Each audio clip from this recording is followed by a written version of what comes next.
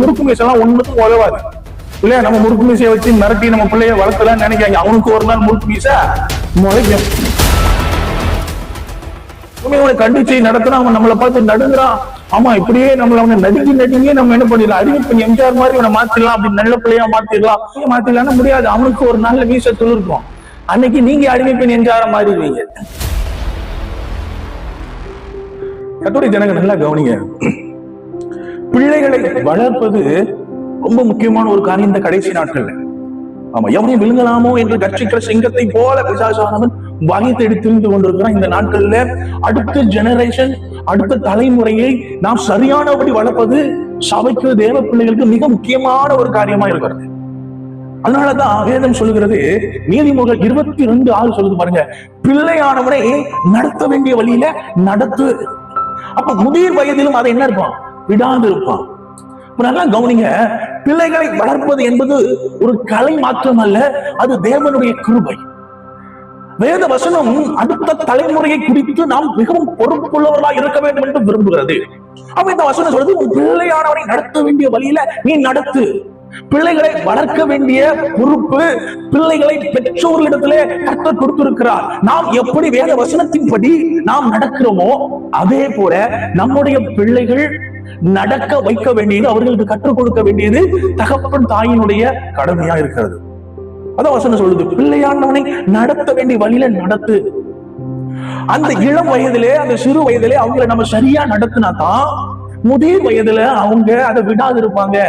முதிர் வயதுல அவங்க ஆசீர்வாதமான பாத்திரமா இருப்பாங்க, நமக்கு கனம் கொடுக்கிற ஒரு பாத்திரமா இருப்பாங்க. அப்போ நல்லா புரிஞ்சுக்கிடுங்க, பிள்ளைகளை நாம் வளர்ப்பதிலே, அவர்களை தேவ பக்தி உள்ளவர்களாய் வளர்ப்பதிலே, அவர்களை தேவ சாயல்களே வளர்ப்பதிலே நாம் பொறுப்பாளிகளா இருக்கிறோம். நம்ம மேல அந்த பொறுப்பையும் கடமையும் தேவ ஆவியானவர் வைத்திருக்கிறார். அல்லேலூயா.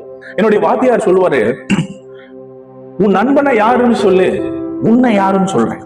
அதுக்கு என்ன அர்த்தம்னா, என் நண்பன் எப்படிப்பட்ட குணாதிசயம் உள்ளவனா இருக்கிறானோ அவனோட குணாதிசயத்தை வச்சு நான் எப்படிப்பட்ட குணாதிசயம் உள்ளவங்கிறத கண்டுபிடிச்சிட்டேன். நல்லா கவனிங்க, ஒரு குழந்தை வளர்ந்து வருகிறதுல அவனோடு கூட இருக்கிற நண்பர்கள் மிகவும் முக்கியமானவர்கள்.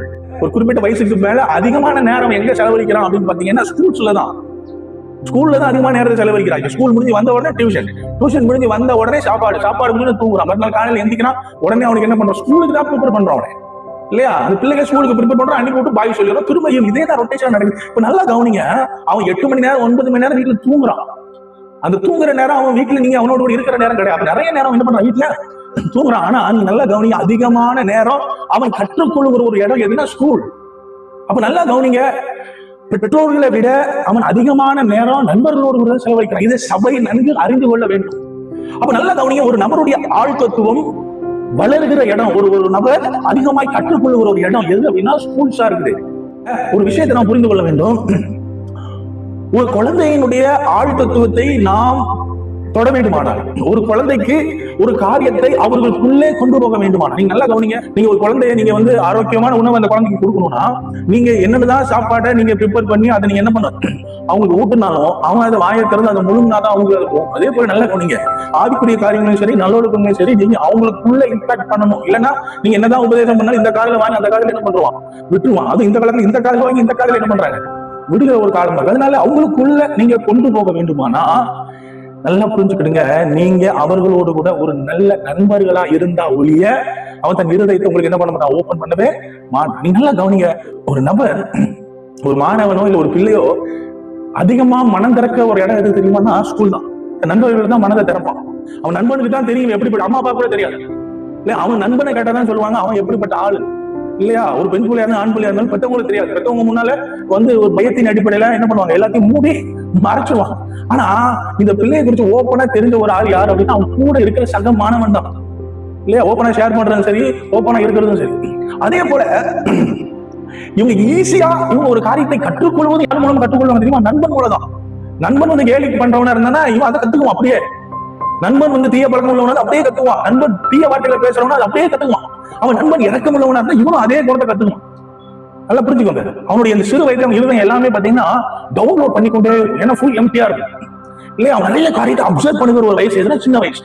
அப்ப சின்ன வயசுல அப்சர்வ் பண்ணி அவனுக்கு எதெல்லாம் நேர்த்தியா இருக்கும், எதெல்லாம் அவனுக்கு பிடிச்சிருக்குதோ அதெல்லாம் அப்சர்வ் பண்ணி நம்ம இப்படி இருக்கணும், நம்மளும் இப்படி இருக்கணும், நம்மளும் இப்படி இருக்கணும்னு சொல்லிட்டு அவன் ஆழ்தத்துவம் உருவாக்குற ஒரு வயது, ஆழ்தத்துவம் உருவாக்குற ஒரு இடம் எதுனா நண்பன். அப்ப நீங்க நல்லா கவனிங்க, ஒரு நண்பன் தான், ஒரு சிநேகிதன் தான் நம்முடைய வாழ்க்கையில மாற்றங்களை கொண்டு வருகிற வல்லமை உள்ளவரா இருக்காங்க. புரிஞ்சுக்கிறீங்களா? ஆலோசனையா இருந்தாலும் சரி, கெட்ட காரியமா இருந்தாலும் சரி, நண்பன் தான் கொடுக்குறான், நண்பன் மூலமா தான் கத்துக்கிறான். இல்ல, அப்ப நீங்க நல்லா கவனிங்க. உங்க பிள்ளைகளை நீங்க சரியான வழியில நடத்தணும்னா, உங்க பிள்ளைகளுக்குள்ள நீங்க சொல்லுகிற காரியம், நீங்க உணர்த்துகிற காரியம் அவங்களுக்குள்ள போகணும்னா, நீங்க அவர்களுக்கு முதல்ல நண்பர்களா மாறணும். ஆமா, அப்பாவா இருந்தாலும் சரி, அம்மாவா இருந்தாலும் முதல்ல நீங்க உங்க பிள்ளைகளுக்கு நீங்க நண்பர்களா மாறணும். You have to be very open. ஆமா, முறுக்கு மீசையை முறுக்கிட்டு அப்பா நான் எப்பவும் கடுகடுன்னா இருப்பேன் அப்படின்னு நினைச்சீங்கன்னா அவன் எதையுமே ஓபன் பண்ண மாட்டான். அவன் எப்படிப்பட்டவனா இருக்கிறாங்கன்னு உங்களுக்கு தெரியவே தெரியும். சூப்பரா முன்னால நடிச்சுட்டு போவான். ஆனா ஸ்கூல்ல தான் அவனுடைய நண்பர்களுக்கு தான் அவனுடைய சர்டிபிகேட் தெரியும், அவன் கேரக்டர் தெரியும், அவன் எப்படிப்பட்ட ஆழ்தத்துவம் உள்ளவனை உருவாக்கி கொண்டிருக்கிறான். நீ நல்லா கொஞ்சம் முறுக்கு மீசெல்லாம் ஒண்ணுக்கும் உதவாது இல்லையா? நம்ம முறுக்கு மீசையை வச்சு மிரட்டி நம்ம பிள்ளைய வளர்த்தலாம் நினைக்காங்க. அவனுக்கு ஒரு நாள் முறுக்கு மீசை முளைக்கும். விளங்குறீங்களா? அப்ப நீங்க உங்களுடைய மூர்க்கத்தினால, உங்களுடைய கோபத்தினால, உங்களுடைய வெள்ளத்தினால நீங்க அவனை சரியான வழியில நடத்திடலாம்னு நினைச்சீங்கன்னா அது முடியாது. ஆமா, நம்ம இப்பவுமே அவனை கண்டிச்சு நடத்துறோம், அவன் நம்மளை பார்த்து நடுங்குறான். ஆமா, இப்படியே நம்மள அவனை நடுங்கியே நம்ம என்ன பண்ணிடலாம், அடிமை பண்ணி எம்ஜிஆர் மாதிரி அவனை மாத்திடலாம், அப்படி நல்ல பிள்ளையா மாத்திடலாம், அப்பாவியா மாத்திடலாம்னு முடியாது. அவனுக்கு ஒரு நாள்ல மீச துளிர்க்கும். அன்னைக்கு நீங்க அடிமை பண்ணி எம்ஜிஆர் மாறிடுவீங்க இல்லையா? அப்ப நல்லா கவனிங்க, ஒரு பிள்ளையானுக்குள்ள சத்தியம் போகணும்னா, ஒரு பிள்ளையானுக்குள்ள நீங்க நல்ல ஒழுக்கத்தை கற்றுக் கொடுக்கணும்னா, நீங்க சொல்லுகிற காரியத்தை அவங்க முதல்ல காது கொடுத்து கேட்கணும்னா, நீங்க உங்க பிள்ளைகளுக்கு நண்பர்களா இருக்கணும். உங்க பிள்ளைகளுக்கு முதல்ல நீங்க நண்பர்களா மாறினாதான் அவன் நீங்க சொல்றத முதல்ல காதுல கேட்பான். நீங்க சொல்றத அவங்க நம்பணும். நம்ம அம்மா அப்பா நமக்கு நன்மையை தான் சொல்லுவாங்க, நம்பணும். அது எப்ப நம்புவான்? நீங்க நண்பர்களா மாறும்போதுதான் நம்புவான். சும்மா பெரம்பெடுத்து விளைச்சி இல்லையா, தூரத்துல குழந்தை வரும்போது அப்படி நடுக்கத்தோட வரணும்னு நினைச்சீங்கன்னா அது தவறான ஒரு காரியம். நிறைய நேரத்துல நம்ம பிரம்பை கையாளதும் தன் மகனை பயிக்கிறான், உண்மைதான். ஆனா பிரம்பை எப்படி கையாளணும், எப்போது கையாளணுங்கிற காரியங்கள் இருக்குது. சும்மா எல்லா நேரமும் நீங்க பிரம்பை கையாள கூடாது. நான் சொல்றேன் பாருங்க, 1% தான் நீங்க பிரம்பை உங்க பிள்ளைகளுக்கு கையாளணும். நீங்க எந்த அளவுக்கு நீங்க பிள்ளைகளை பரம்பால கையாளுறீங்களோ 99% நீங்க அன்பால உங்களை கையாளணும். விளங்குதா உங்களுக்கு? 1% தான் நீங்க பரம்பால கையாளணும். 99% நீங்க அன்பால கையாளணும். உங்களுக்கு நண்பர்களா இருக்கணும், சிநேகிதர்களா இருக்கணும், இருதயத்துல நீங்க இடம் பிடிக்கணும்.